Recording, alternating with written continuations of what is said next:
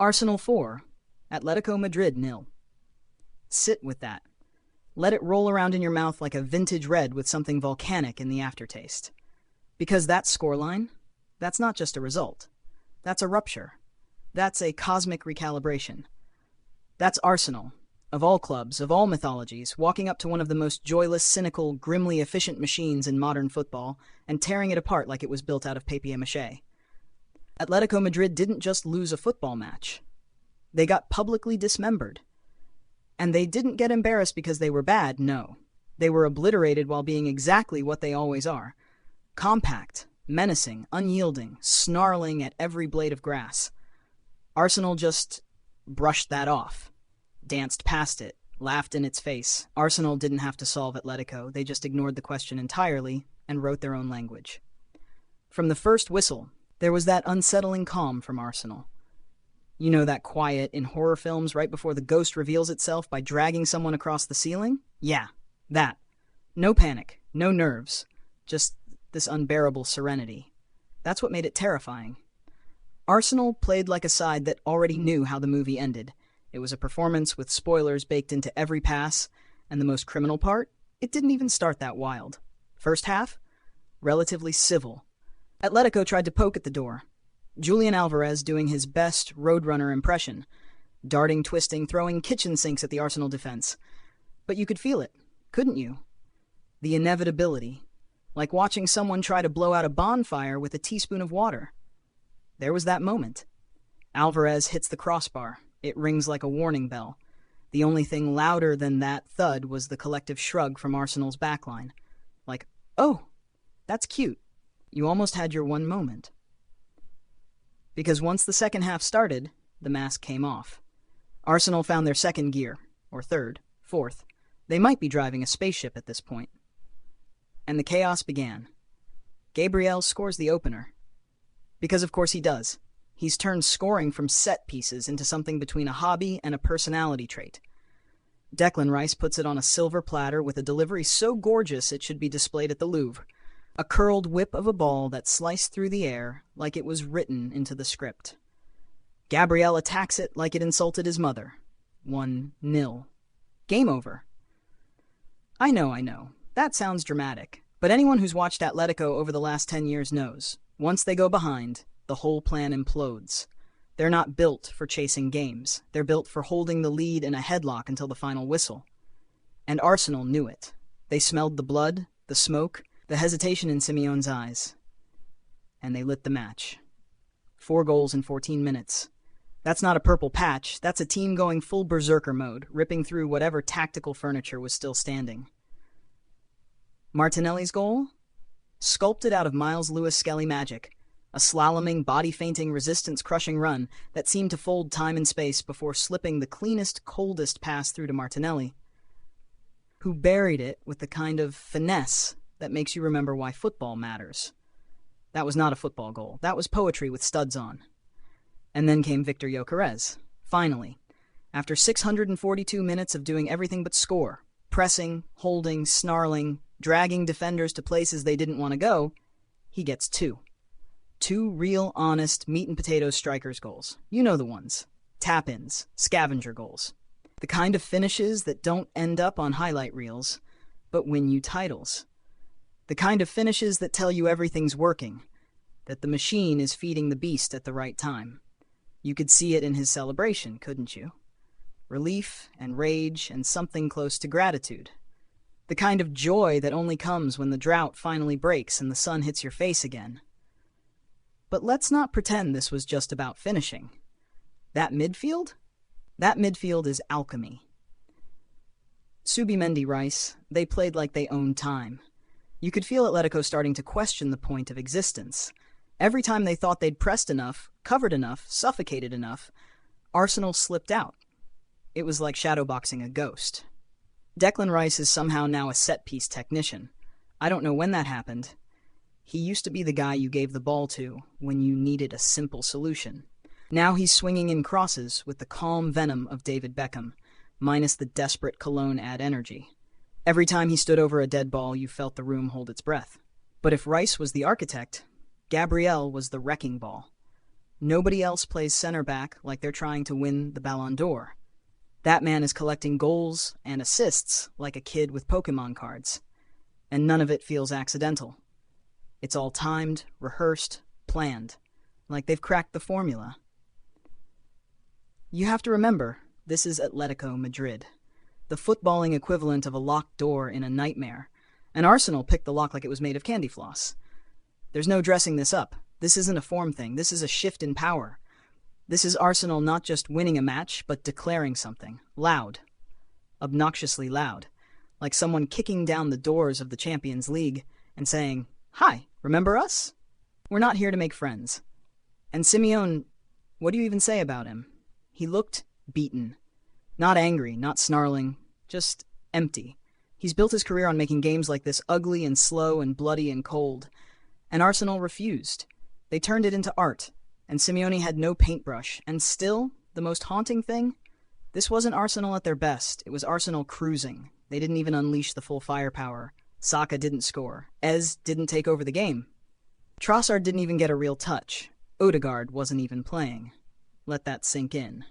Arsenal scored 4 against one of the most defensively structured teams on earth, with room to spare.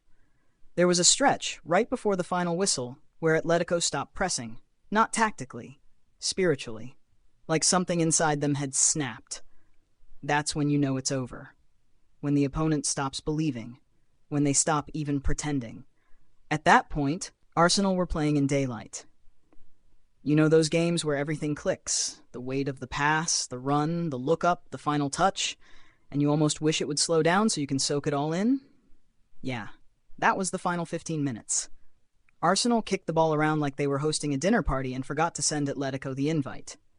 So yeah, 4-0. A result so heavy it has its own gravity.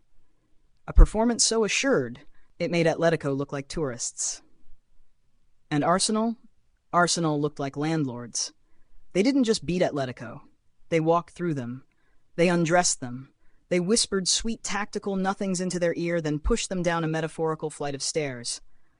And when it was over, when the dust settled and the Emirates was still glowing with that weird electric post-chaos buzz, all you could do was stare. Blink. Try to make sense of what just happened. Because we might be watching something shift. We might be watching the storm gather. Not just for Arsenal, but for everyone else trying to keep up. This was dominance, not loud, not flashy, not manic, but cold, clear-eyed, and inevitable. Let's talk about what just happened out there. Not the numbers, not the scoreline, but the people. The 11 on the pitch and the 5 more in orbit. Because 4-0 doesn't happen on autopilot. That's not system football.